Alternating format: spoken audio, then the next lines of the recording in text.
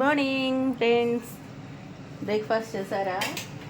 ఇదిగోండి, ఈరోజు నేను చిట్టి ఇడ్లీని ఫ్రై చేస్తానండి. ఫ్రైడ్ ఇడ్లీ సూపర్ టేస్టీగా ఉంటుంది. ఒకే పిండి అండి, దీంతో ఊతప్పం అన్నీ వేసుకోవచ్చు. ఇదిగోండి పిండి చూసారా, ఇదన్నమాట.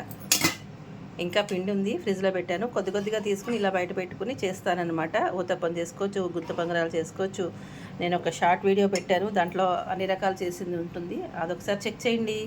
నేను కుక్కర్లో పెట్టేసి చేసేసాను. ఇదిగోండి చిట్టి ఇడ్లీ, అసలు దీనికి కూడా అంటుకోదు. చూసారా, చక్కగా వచ్చేస్తుంది అనమాట.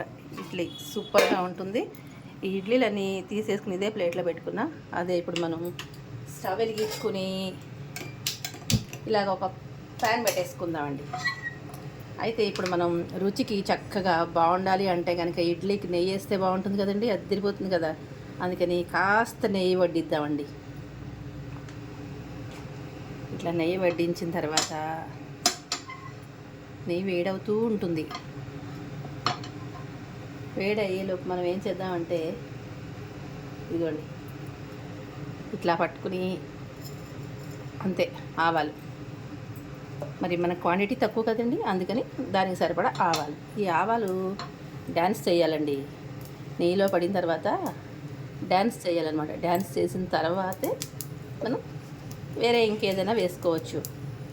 చూసారా, ఇట్లా డ్యాన్స్ కట్టాలి.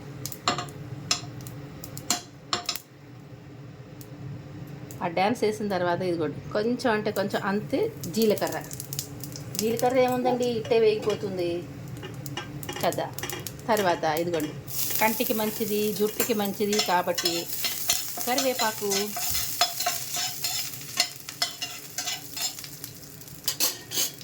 ఇప్పుడు మనం ఏం చేద్దామంటే,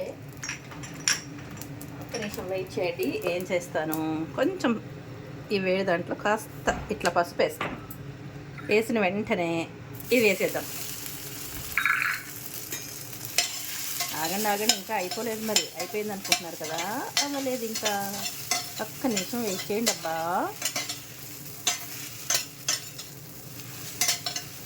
ఇప్పుడు మనం మంటని చాలా తగ్గించి పెట్టుకోవాలన్నమాట. ఒక్క నిమిషం ఆగండి. చూసారా, ఇలా వేగుతూ ఉంటుంది అన్నమాట.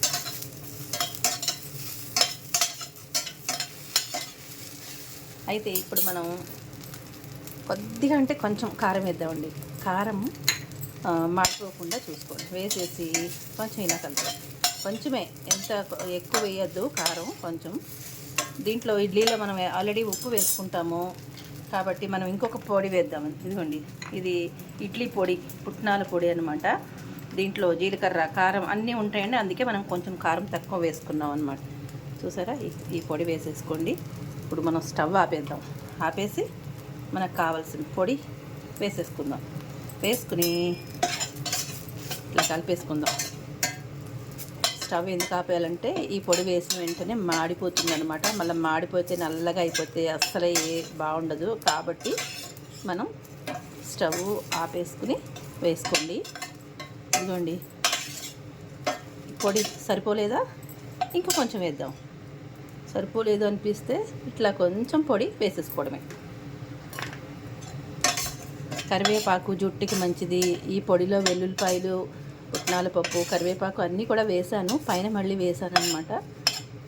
ఇదండి, చూసారా, ఈ పొడి ఇంకా ప్రత్యేకించి ఏమీ అద్దుకోవాల్సిన అవసరం లేదు.